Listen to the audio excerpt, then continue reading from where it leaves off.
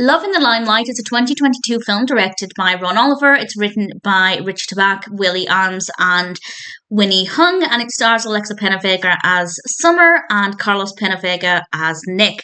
And honestly, I didn't care for this. It's not necessarily a bad film. It's just the narrative is not very good. And the characters are either boring or unlikable. And I didn't know this before I finished watching this. But because I didn't go to IMDb before I watched it, but afterwards IMDb informed me that it's actually inspired by the real-life love story of Willie Aames and wife Winnie Hung. And that makes sense. It does feel more like a passion project, and I feel like if they had more distance, or if it was written more by somebody who isn't emotionally involved in the true story, then it might have been a better crafted narrative.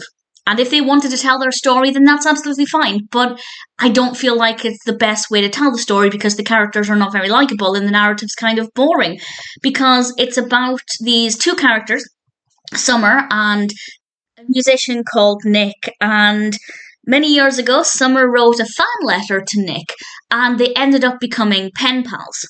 And now Nic is actually in the same city as Summer to do a performance, and they meet, and it's about the relationship and the romance that develops as a result of that. It sounds a little far-fetched, and honestly, when I was watching it, I was thinking, this just doesn't feel believable, and then I realised afterwards that it was based on a true story, and then I can't really say, well, it's not believable, because apparently it is. But that doesn't mean that the film makes it believable. The narrative just feels so unrealistic, so maybe there was a different way to tell the story to make it more convincing. I also found Summer to be very boring. Not an unlikable character, I just didn't care for her. There wasn't anything about her that I found to be interesting. Nic, I did not like.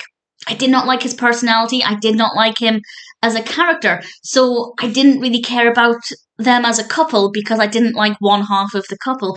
The performances are absolutely fine, and I think the on-screen chemistry is believable enough. I know some people believe that when you have a married couple performing in a film together, there's no chemistry on screen because obviously they've used up all of their chemistry in real life, but I don't think that's the case here at all. I just found them to be very dull or very unlikable characters.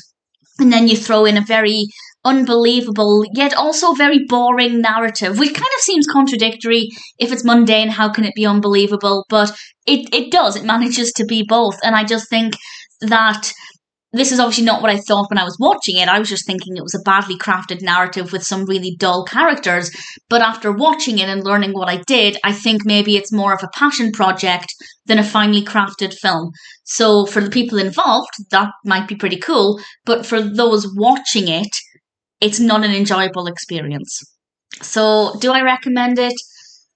As I said, it's not a bad film as such. It's not like the narrative doesn't flow well or, well, Nic's not a likable character, but I could stomach him. I could still watch him. It's very rare that there's a character I absolutely cannot watch, so it is watchable. So if there's anybody in it that you're interested in, then yes, for them it might be worth watching. But if you're just looking for a well-written story with some interesting events and likable characters, then unfortunately, Love in the Limelight is not going to be that film.